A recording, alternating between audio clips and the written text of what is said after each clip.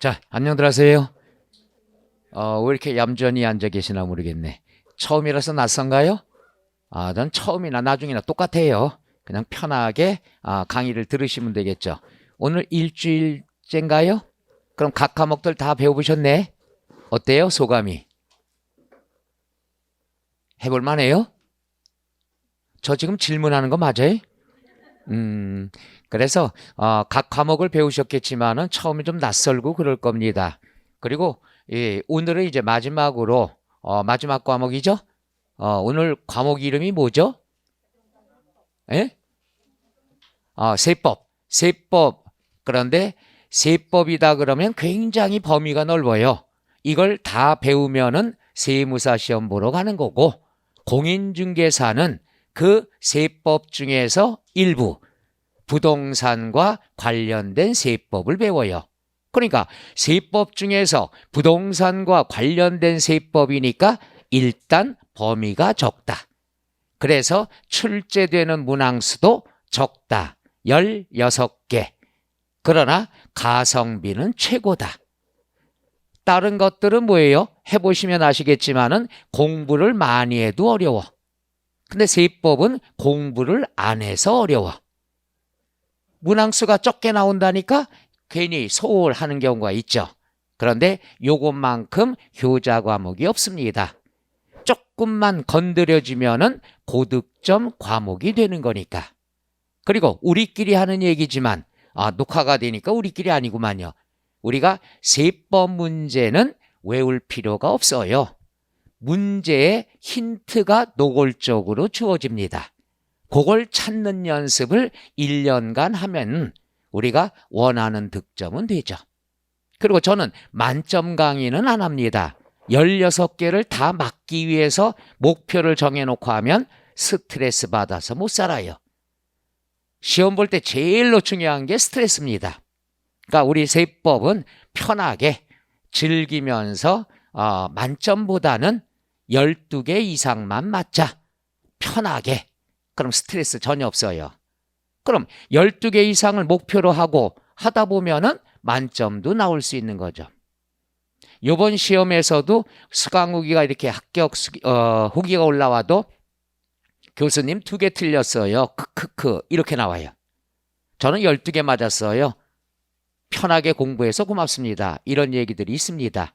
그러니까 여러분도 마찬가지로 편하게 공부를 편하게 한다면 좀 이상한 거지만은 우리끼리는 편하게 공부하고 진행을 했으면 좋겠습니다. 괜찮겠어요?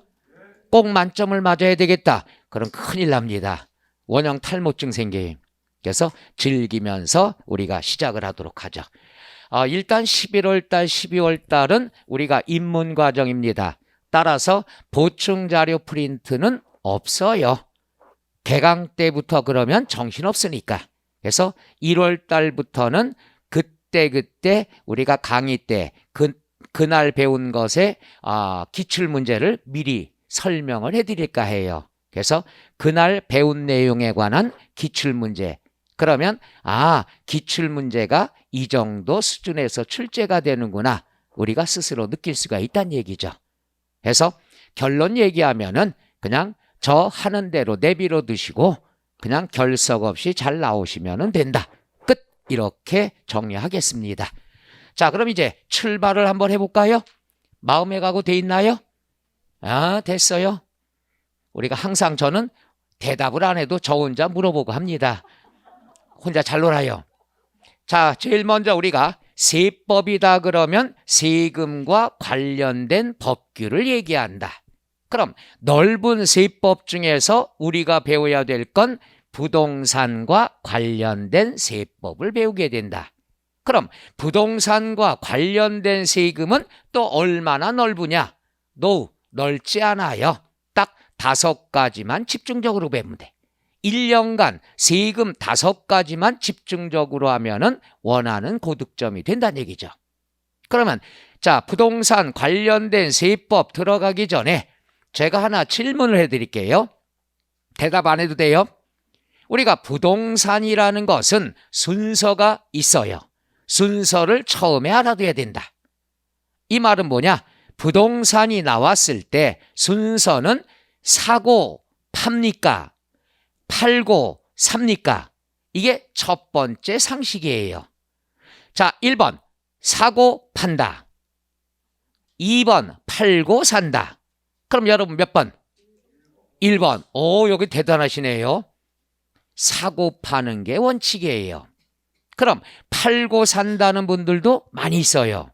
팔고 산다는 건 뭐냐? 내가 팔라고 그러면 뭔가 있어야 판매가 되는 거죠. 따라서 일단 사고, 보유하고 팔아야 되겠죠.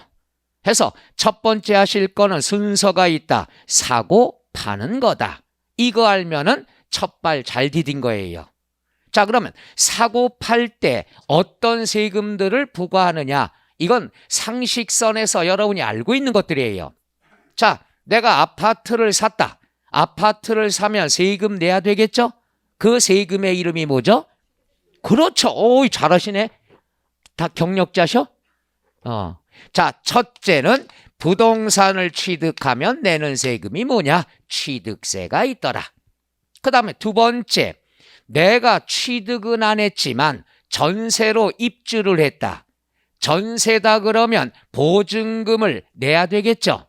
1억짜리 전세를 들어갔다. 그럼 1억의 돈을 보호받아야 되겠죠. 내 보증금 1억을 보호해야 되겠다. 그럼 보호하는 절차가 여러 개가 있지만 첫째는 확정일자 받으면 되겠죠. 또는 두 번째 하는 게 전세권 설정 등기라는 게 있습니다. 내 돈 보호해줘라. 그러면 전세권 설정 등기라든가 가압류라든가 이렇게 등기 등록할 때 내는 세금이 있죠. 이걸 뭐라고 얘기한다? 등록면허세. 이름만 알면 돼요. 자, 했다가 살 때 이건 취득과정. 그럼 보유하고 있으면 또 세금 내야죠.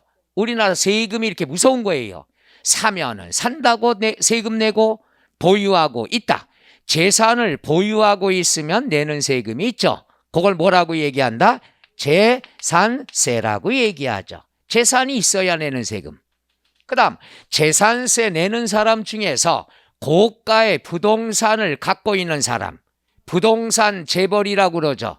요즘 뭐 세법 개정에 제일 많이 나오는 것. 그렇죠.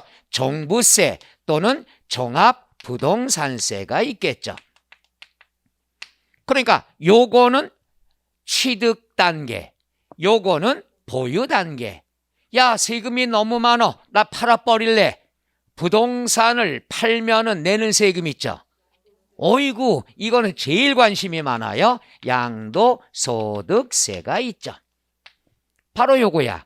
요거는 살 때, 이거는 보유할 때, 이건 팔 때. 순서가 사고 판단 얘기죠. 따라서 여러분이 배우는 교재 순서도 요거에 맞춰놓은 거예요. 맨 앞에는 우리가 쉬운 게 앞에 있다. 노, 요 순서대로 교재가 돼 있죠. 처음에는 살 때, 끝나면은 보유할 때, 끝나면은 팔 때, 요 순서대로 교재가 돼 있습니다. 그래서 교재가 앞에는 쉽고 갈수록 어렵다. 이게 아니에요. 순서대로 편집하다 보니까 이렇게 된 거야. 근데 공부하시는 분들은 어때요? 앞에는 쉽고 뒤에는 어렵다라는 잘못된 편견을 갖고 있다는 얘기죠. 그래서 물어보면은 양도소득세가 제일 어렵대요. 그래서 제가 몇 년 전에 순서를 바꿔봤어. 요걸 갖다가 먼저 집어넣고 얘를 맨 뒤에. 그러니까 맨 뒤에가 재산세야. 그랬더니 그분들 하는 말이 재산세가 제일 어렵대요. 그러니까 고정관념이 이거예요. 그러니까 교재는 항상 순서가 있다. 사고, 파는 순서로 돼 있다. 끝. 요게 첫 번째 알아두셔야 될 것. 순서 이해 가셔요? 그럼 예상치가 나오잖아. 오늘 취득세 배웠다. 다음 시간에 뭘 배워요? 등록. 그렇지. 우리가 예견을 할 수가 있다. 해서 5가지를 집중적으로 배워요. 우리가 며칠 전에 32회 기출시험에서도 뭐가 나왔냐? 요 5개에서 16문제가 출제가 됐어. 그러니까 1년간 5가지 세금에 대한 것만 집중적으로 반복하면 된다는 얘기죠. 해볼 만한 싸움이란 얘기. 일단 범위가 적으니까. 해서 5가지의 순서. 그러면 이 5가지 조세 세금에서 사용하는 용어가 있어요. 그 용어를 총정리한 단원이 조세 총론이다. 이렇게 나오죠. 우리가 조세라는 것은 우리가 사회에서는 세금이라는 용어를 쓰고 시험 볼 때는 조세라는 세련된 이름을 써요. 그러니까 세금이 곧 조세다. 이렇게 여러분이 이해하면 돼요. 그러니까 세금을 유식한 말로 조세, 조세라는 건 뭐냐? 조세금, 줄여서 조세라고 합니다. 유머인데 반응이 없네. 그래도 저는 계속 할 겁니다. 자, 해서 조세, 세금에 대해서 5가지 세금에 대해서 사용하는 이론을 총정리했다. 그래서 조세 총론이라는 단원을 만들었어요. 그럼 제일 어려운 게 이겁니다. 왜냐하면 앞으로 배워야 될 거지 이러한 조세들은 아직 안 배웠잖아요. 아직 안 배웠는데 여기서 사용하는 용어를 오늘 배우니까 어려울 수밖에 없겠죠. 그래서 세법은 개강이 제일 어렵습니다. 왜? 앞으로 배워야 될 조세에서 사용하는 이론을 미리 배우는 거니까. 그러나 오늘 배웠으면은 이해가 좀 되셨으면은 앞으로가 편해요. 왜? 여기서 사용하는 용어를 미리 배웠으니까 잊어먹을 만하면 여기서 또 배워. 잊어먹을 만하면 또 배워요. 반복해서 강의가 들어간다는 얘기죠. 그래서 요걸 갖다가 외워갖고 오세요. 10분 안에 외우세요. 못 외워요. 그런데 반복해서 하다 보면 외우기 싫어도 자동적으로 암기가 된다는 얘기죠. 세법이 그런 과목이 됩니다. 해서 반복해서 수업을 한다. 요 5가지가. 자, 그러면 이제 오늘 조세 총론 이론에 대한 것, 여기서부터 여기까지 사용하는 용어를 배우게 되니까 오늘이 제일로 힘들 거예요. 기절할 준비 되어 있습니까? 그럼 한번 출발을 해보도록 할게요. 여러분이 가지고 있는 교재 422쪽 422쪽 조세의 기초이론 나와 있죠. 자, 이게 바로 어려운 것들이에요. 그래서 이렇게 강의를 하겠습니다. 어떻게 강의를 하느냐? 2번씩 해드릴게. 하나는 PPT로 가지고 강의를 하고 그 다음에 교재에서 밑줄 치면서 복습을 한번 하고 이런 식으로 할까 합니다. 괜찮겠어요? 2번 설명하면 지루할까요? 아니에요, 지루해요. 그래서 요거 하고 하나 하고 자, 출발을 하도록 하죠. 자, 부동산 세법에서 사용하는 용어들이 어떤 것들이 있는가 하나씩 한번 해보죠. 자, 제일 먼저 조세. 조세라는 건 뭘 얘기하죠? 세금을 얘기합니다. 그럼 여기 나와 있는 게 세금에 관한 정의를 뜻하는 거예요. 자, 첫째, 조세는 뭐다? 세금이다. 그럼 세금의 정의가 나오는데 엄청나게 어려운 겁니다. 첫째, 국가 또는 지방자치단체가 부과하는 게 조세란 얘기죠. 아무나 세금을 부과하는 게 아니에요. 국가와 지방자치단체만 부과할 수 있다. 이걸 우리가 뭐라고 얘기하느냐? 과세주체라고 얘기합니다. 과세주체, 이름에 힌트가 나와. 세금을 부과하는 주인공이 누구냐? 과세주체, 세금을 누가 부과하느냐? 요건 다른 말로 과세권자라고도 얘기합니다. 세금을 부과할 수 있는 권한 가진 사람이 누구냐? 그럼 과세주체, 과세권자는 둘뿐이 없습니다. 하나, 국가가 있고 지방자치단체가 있다는 얘기죠. 그럼 여러분이 다른 과목에서도 국가와 지방자치단체를 배웁니다마는 이렇게 편하게 하면 돼. 세법상의 국가는 누가 되느냐? 세무서가 돼요. 또는 국세청이 됩니다. 그러니까 세무서에서 세금을 부과하면은 국가에서 부과하는구나. 그래서 국세라고 얘기합니다. 그러니까 세법상의 국가는 누구를 의미한다? 세무서, 국세청. 그런데 공인중개사 시험에서는 국세청하고 관계없어요. 거래 안에 세무서만 알아두시면 되겠죠. 두 번째, 지방자치단체다 그러면 어려운 말로 하면은 광역단체가 있고 기초단체가 있죠. 광역단체다 그러면 특별시, 광역시, 도청이 있겠죠. 기초단체장은 주변에 있죠. 시청, 군청, 구청이 되죠. 여기가 지방자치단체예요. 그럼 여기에서 세금을 부과하면은 지방세라는 용어를 쓰죠. 그래서 우리가 제일 먼저 하셔야 될 것은 국세냐 지방세냐, 이게 중요하죠. 자, 여러분이 집에 있는데 고지서가 날라왔다. 고지서가 날라왔으면 보낸 사람이 누군지 봐요. 보낸 사람이 세무서다. 그럼 국세가 되는 거고, 보낸 사람이 구청에서 왔다. 그러면 지방세가 된다. 이렇게 구별할 수 있나요? 그러면 국세, 지방세도 굉장히 많지만은 일부 5가지를 먼저 알아두면 됩니다. 그럼 어이구 5가지를 또 국세, 지방세로 외워야 되냐? 노노노노. 순서가 사고 판다고 그랬죠. 요 순서대로 외우죠. 그럼 요 순서면 답이 끝나는 거야. 첫째, 지방세 몇 글자? 3글자니까 요게 지방세가 되는 거예요. 외울 필요도 없어. 순서가 그래 중요한 거야.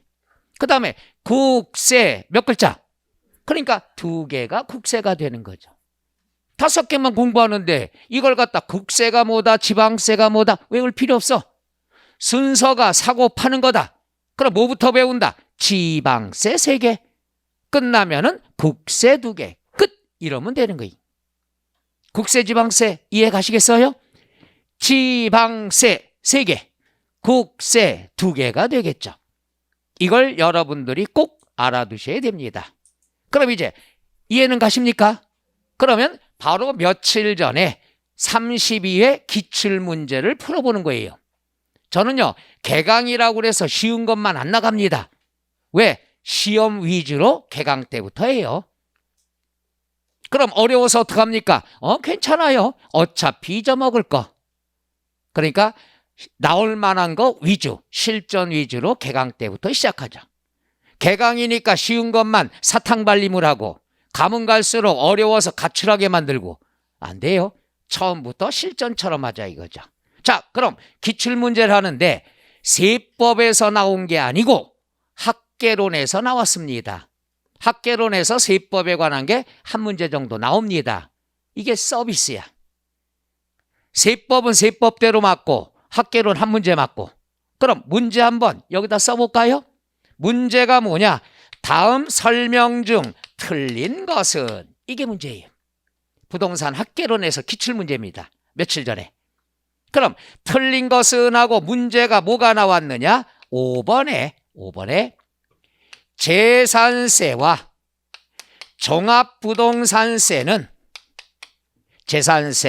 종합부동산세는 모두 지방세다. 모두 지방세다. 맞냐 틀리냐? 이게 기출문제예요. 며칠 전에 따끈따끈한 거. 그것도 여러분이 어렵다고 생각하는 학개론에서. 그럼 볼게요. 재산세와 종합부동산세는 모두 지방세다. 맞아요 틀려요? 틀려요.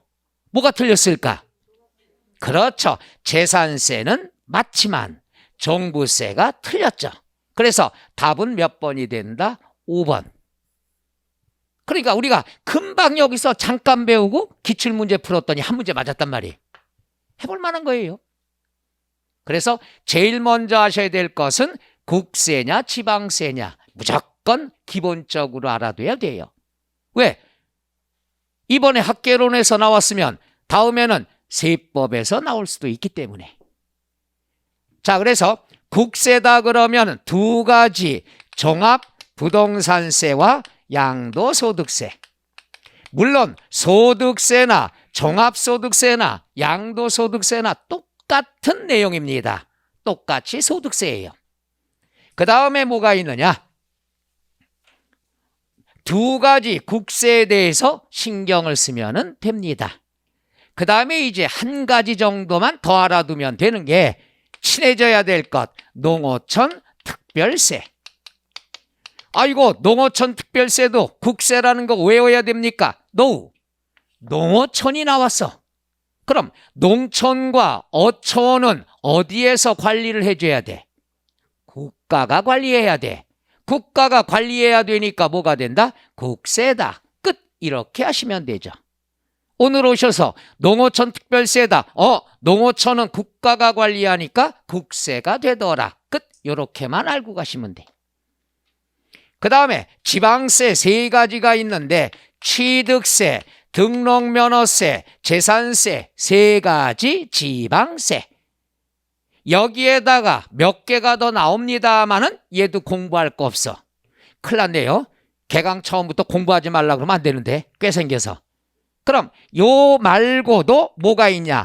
지방자가 들어가거나 지역자가 들어가면 다 지방세예요. 지역자나 지방자는 이 뜻이 뭔지 몰라도 지방세에 해당하더라. 끝. 이렇게 공부하시면 돼요. 해서 요거 위주로 앞으로 집중적으로 공부합니다. 일단 국세는 2개, 지방세는 3개, 농어촌은 누가 관리한다? 국가가 관리하니까 국세. 그 다음 지방자나 지역자가 이름이 나와 있으면 뭐가 된다? 지방세. 이렇게 접근하시면 아주 됩니다. 해서 첫 번째 국가나 지방자치단체가 나왔으면 과세주체가 문제가 나온다는 얘기죠. 과세주체라는 건 세금을 부과하는 주인공이 누구냐? 국가다 그러면 국세, 지방자치단체다 그러면 지방세. 그럼 국가가 누구라고 그랬습니까? 세법상 국가는 세무서. 그 다음에 세법상 또는 일반적인 자치단체라는 것은 특별시, 광역시, 도청, 시청, 군청, 구청이 해당한다. 이렇게 보시면 되겠죠. 그 다음에 두 번째, 재정적 수입을 목적으로 한다. 그러니까 국가 예산이 필요하다는 얘기죠. 그 목적으로 세금을 걷는 거야. 세금을 걷어가지고 예산에 지출해 써야 되겠죠. 그럼 여기에서 문제가 하나 나오죠. 뭐냐? 용도가 정해져 있느냐, 정해져 있지 않느냐. 즉, 요 세금은 걷어서 아무데나 써도 된다. 용도가 지정이 안 됐다. 그러면 보통세라고 얘기합니다. 근데 보통세는 공부할 필요가 없어요.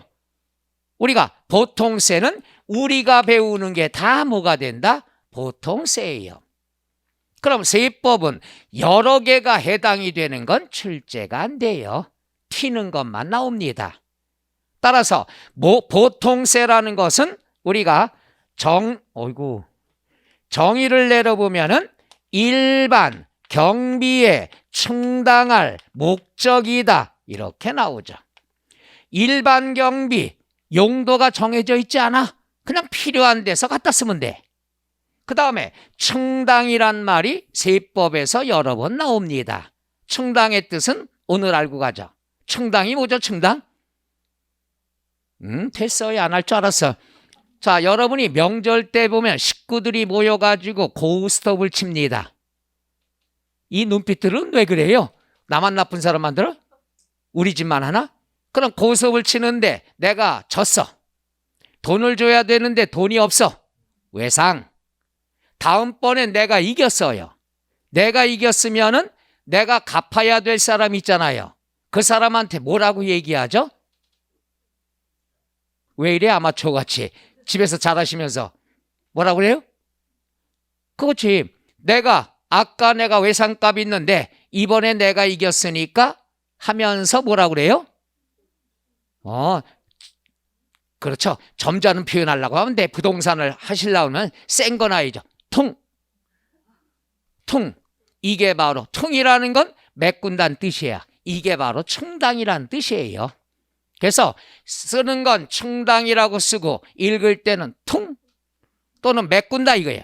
그러니까 일반적인 경비의 메꿀 목적으로 걷는 게 보통세란 얘기야.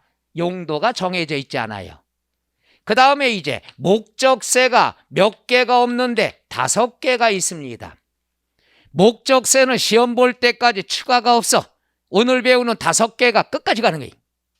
그럼 요건 뭐냐? 특정 경비에 충당할 목적으로. 충당이 뭐라고 그랬죠? 퉁. 그 다음에 특정 경비의 뜻은 뭐냐? 특별히 지정된 지출에만 써야 된다 이게. 그러니까 용도가 정해져 있다 이거야. 요 용도 이외에는 사용할 수가 없는 거예요. 요게 딱 5개가 있는데 5개 중에서 국세가 3개 있고 지방세가 2개가 있는데 5개를 다 공부할 필요는 없어요. 국세 중에서 하나, 지방세 중에서 하나만 신경 쓰면 됩니다. 그러면 국세가 나왔는데 여기 나왔죠? 농어촌 특별세. 농어촌 특별세는 농어촌은 국가가 관리한다고 그랬죠? 국세는 알겠어. 그럼 야 보통세 목적세 이것도 외워야 되냐? No.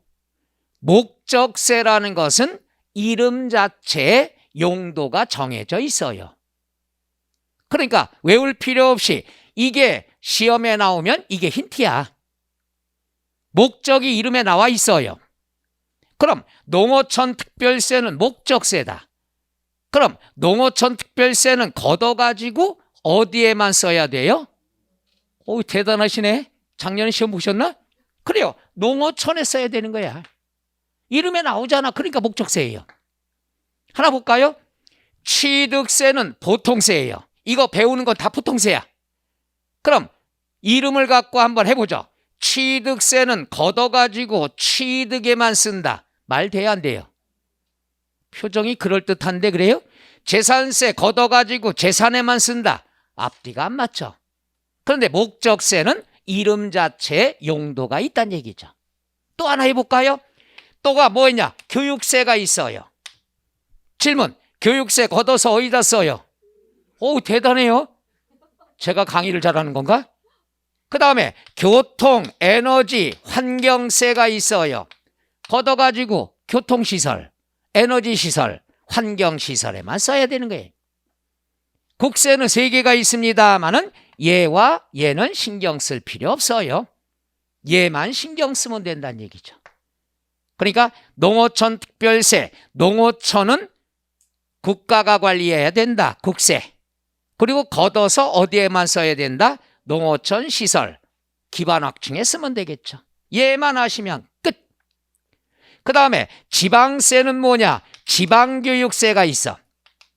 지방교육세는 걷어가지고 어디다 쓸까요? 아주 대답이 짧아서 좋아요. 지방교육에 쓰는 거야. 요거는 학교시설 쓰고 전국에 요건 지방학교. 이름에 나오잖아. 그 다음에 지역자원시설세가 있어요. 지역자원시설세는 지역의 시설에만 써야 돼. 요건 지역의 시설이 뭐냐? 소방시설이라든가 폐수시설 이런 데만 사용하게 돼 있어. 근데 요거는 그냥 가볍게만 공부하시면 돼요. 얘만 알아두면 되겠죠. 나 이제 목적세는 이름 자체에 목적이 있으니까 이해되겠다. 근데 국세, 지방세 또 외워야 되는 거 아니냐? No. 5개 중에서 아까 얘기했죠? 지방자나 지역자가 나오면 뭐야? 지방세야. 그 말이 없으면 뭐가 되죠? 국세예요. 이렇게 접근하면 되죠. 그래서 5가지의 목적세 중에서 농어촌 특별세와 지방교육세 2가지만 꼭 신경 쓰라는 얘기. 나오면 이거 위주로 나오기 때문에. 목적세가 출제가 안 된 지 꽤 됐습니다. 슬슬 나올 때가 돼서 개강날 설명을 합니다. 목적세라는 것은 이름 자체에 목적이 나와 있는데 이름 자체에서 목적을 끄집어낼 수 있어요? 어려울 줄 알았어 내가. 농어촌 특별세 걷어가지고 농어촌에만 쓰자. 지방교육세 걷어가지고 지방학교에만 쓰자. 끝. 이렇게 접근하면 돼요. 해서 우리가 재정적 수입을 목적으로 한다는 건 용도가 정해져 있으면 목적세, 용도가 정해져 있지 않으면 보통세더라. 그럼 대부분의 조세가 보통세니까 시험에 안 내요. 그러면 목적세 5개. 더 이상 추가가 없습니다. 그중에 오늘은 2개만 앞으로 신경 쓰면 된다. 그 다음에 세 번째, 법률에 의한 과세요건이 나오는데 과세요건은 세금을 부과하는 조건이에요.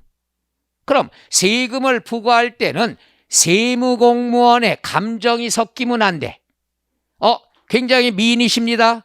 예를 들어서 미인이십니다. 세금 내지 마세요. 큰일 나네. 가면 갈수록 예를 못 드는데 이분도 이쁘시니까 세금을 많이 내세요. 이분은 천사니까 세금을 곱빼기로 내세요.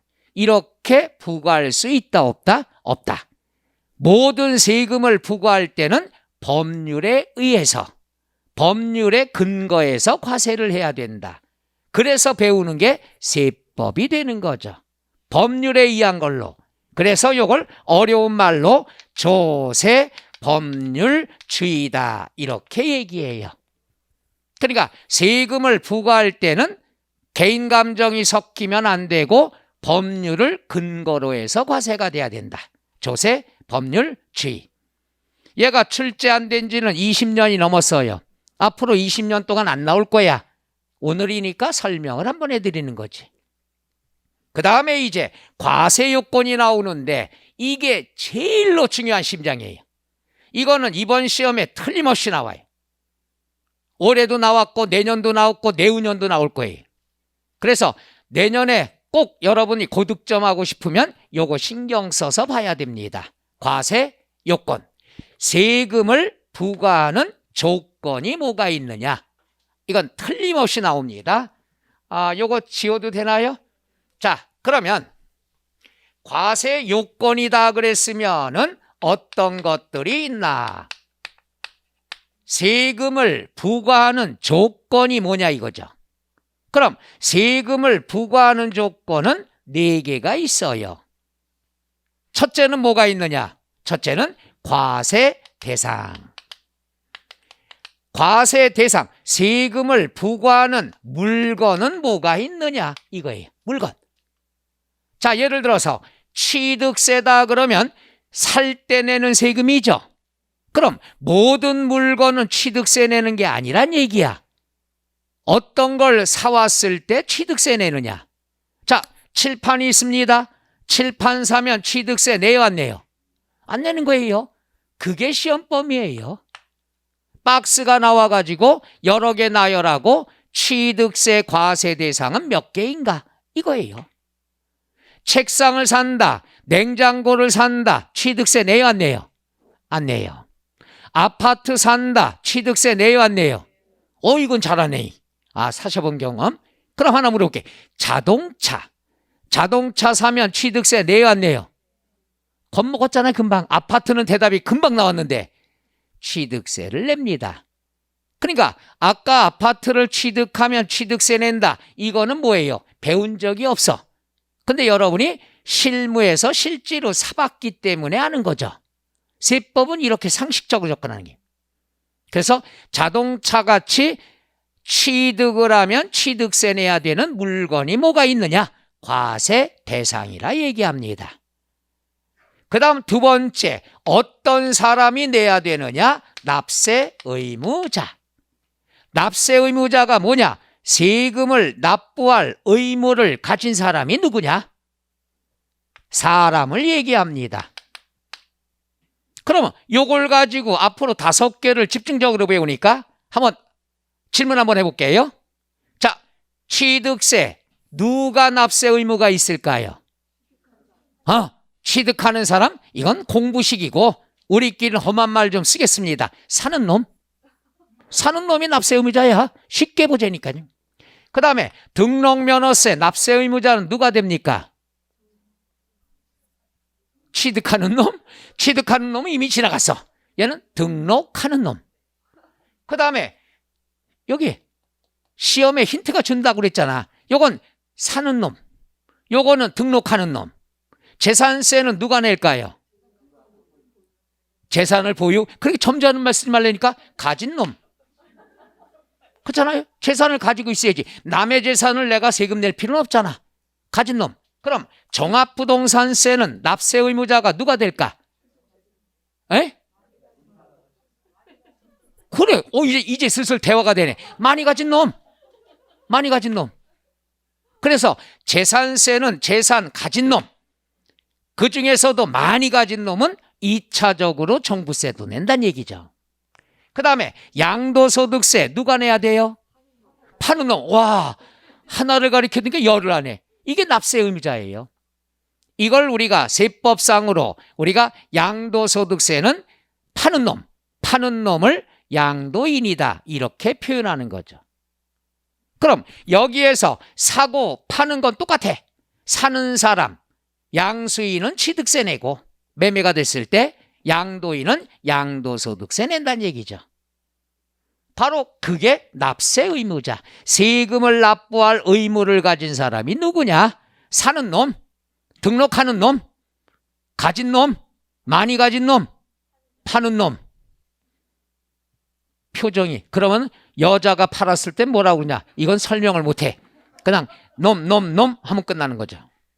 그 다음에 세 번째, 얼마짜리냐? 얼마짜리냐? 금액. 이걸 과세표준이라 얘기합니다. 과세표준은 금액 또는 수량이 될 수도 있지만 우리는 금액만 오늘 공부합니다. 얼마짜리냐? 1억짜리다. 그럼 과세표준이 1억이 되죠. 과세표준은 또 줄여서 많이 사용합니다. 사회에서도. 과세표준 줄여서 뭐라고 그러죠? 그렇죠. 과표라고 그러죠. 어우, 잘하시네. 친구들끼리 모여가지고 야, 이번에 큰일 났어. 나 너무 과표가 높게 잡혔어. 그럼 세금이 많다는 얘기야. 나 이번에 코로나 때문에 과표가 낮게 잡혔어. 그럼 돈 벌지 못했다는 얘기. 그 다음에 세 번째, 그러면 이제 몇 프로 세금 내야 되느냐? 몇 프로 세금 내느냐? 이게 뭐냐? 세율이라고 얘기하는 거죠. 이 네 가지가 법률에 의한 과세 요건, 제일 세법에서 중요한 심장이 되겠죠. 이 네 가지는 한 번 배우고 끝나냐? No. 오늘 배웠죠? 그럼 잊어먹을 만하면 취득세 때 이걸 다 배워. 어떤 물건을 사야 취득세 내냐? 어떤 놈이 세금 내야 되냐? 얼마짜리냐? 세금은 몇 프로 내느냐? 그 다음에 또 잊어먹을 만하면 여기에서 또 나와. 또 해야 돼요? 못하겠어 이제. 그러니까 요 네 가지는 양도소득세까지 매 조세마다 다 배운다는 얘기. 그러니까 얘는 안 나올 수가 없는 거야. 다만 취득세에서 나올지 재산세에서 나올지 몰라서 다 배우는 거죠. 그러면 여기서 하나 나와도 최소한 5개 이상은 출제가 된다는 얘기. 그래서 여러분들이 이 단어랑 무척 친해져야 된다는 것. 정리하면 과세 요건이다. 세금을 부과하는 조건은 과세 요건 4글자니까 4개가 있어. 물건을 뭐라고 그러죠? 과세 대상. 사람을 뭐라고 그러죠? 납세 의무자. 금액을 뭐라고 그러죠? 과세 표준. 비율을 뭐라고 그러죠? 세율. 이렇게 얘기합니다. 자, 그러면 여기에서 공식 하나를 설명을 해드릴게. 시험 볼 때까지 계속 반복해서 나오는 공식입니다. 첫째, 과세표준 곱하기 세율. 그러면 산출세액. 세금이 산출이 된다는 얘기죠. 그러니까 대한민국의 모든 대부분의 세금은 이렇게 구하는 거예요. 과세표준 금액에다가 비율을 곱해주면 산출세액이 나온다. 마스크 하셨으니까는 소리 안 내도 돼요. 다만 속으로 따라해보죠. 공식 하나가 어떻게 되죠? 과세 표준 곱하기 세율은 산출세. 이 공식을 가지고 세무사가 수수료 받는 거고 법무사가 수수료 받는 거예요. 요거 계산해주고. 그러니까 여러분도 충분히 계산할 수 있다. 공식. 자, 그 다음에 과세 요건을 충족한 모든 자에게, 모든 자라는 건 이러한 요건을 갖췄으면은 다 세금이 부과된다는 얘기예요. 그 다음에 반대급부가 없다. 반대급부라는 건 기브 앤 테이크. 야, 너 세금 내, 이 혜택을 줄게, 보상해 줄게. 이건 세금이 아니에요. 세금은 반대급부가 없다. 일방적으로 강제적으로 걷는 게 세금이란 얘기죠. 그걸 반대급부가 없다, 보상이 없다, 이렇게 얘기하는 거죠. 반대급부의 뜻, 보상을 얘기합니다. 그럼 세금은 보상이 있으면 돼요, 안 돼요? 안 돼요. 반대급부가 없다. 그런데 일방적인 사용료하고는 달라요. 세금은 일방적으로 강제적으로 걷는 걸 얘기하지, 쓴 만큼 계산이 되는 사용료는 조세로 볼 수 있다, 없다? 없다가 되죠. 예를 들어서 어릴 때 그랬죠. 오래간만에 공부하려고 밤에 불 켜놓으면 할머니 소리가 나죠. 얘 전기세 많이 나온다, 불 끄고 자라. 옛날에는. 그런데 전기세는 세금이 아니라 쓴 만큼 내는 사용료이기 때문에 요금이라고 해야 되겠죠. 그래서 전기요금. 오래간만에 축구하고 샤워를 하려다 보니까 또 할머니 목소리가 들리죠. 야, 수도세 많이 나온다, 씻지 말아라. 씻지 말아라? 이러진 않는데 수도세 노후 수도요금이 되겠죠. 사용료는 조세로 볼 수 있다, 없다? 없다. 쓴 만큼 내는 거니까. 근데 지금도 뭐 드라마 같은 데 보면은 그런 얘기 하죠. 전화세가 너무 많이 나와가지고, 전기세가 너무 많이 나와가지고. 그건 용어가 요금으로 바뀌어야 되겠죠. 많이 순환은 됐습니다만은 아직까지 그래요. 근데 이 얘기를 가르쳐 드렸더니 친구랑 소주 한잔 하시다가 야, 나 이번에 전화세 많이 나왔어? 그랬을 때 그냥 넘어가세요. 거기에서 바보, 전기세가 아니라 전기요금이야, 바보야 하는 순간 싸움이 벌어집니다. 그러니까 본인만 아시고 남이 해도 그냥 넘어가는 아량이 있어야 된다는 얘기죠.